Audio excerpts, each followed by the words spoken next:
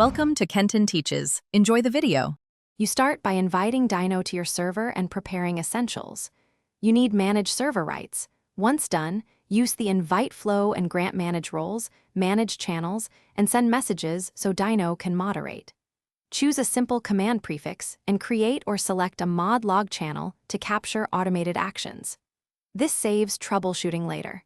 Make sure to restrict admin-level permissions to trusted roles. Otherwise, Dyno may be blocked from executing critical moderation tasks. Once connected, open the Dyno dashboard and pick your server. You enable the exact modules you need: auto moderation for filters, moderation for bans and mutes, auto roles for onboarding, and custom commands for shortcuts. Configure each module's settings, add word filters, set punishments, and define timeouts. Make sure Dyno's role sits above any roles it must manage so it can assign or remove roles. Finally, test a basic mute and unmute to confirm permissions are correct. You finish by testing and automating common flows. Run test commands from a non-admin account to verify moderation, auto-role, and custom command behaviors.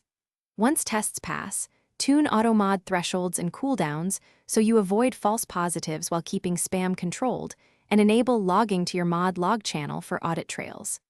If Dyno stops responding, check that the bot's role is high enough, that required permissions remain granted, and that you selected the correct server in the dashboard. Thanks for watching. Please subscribe if this video was helpful.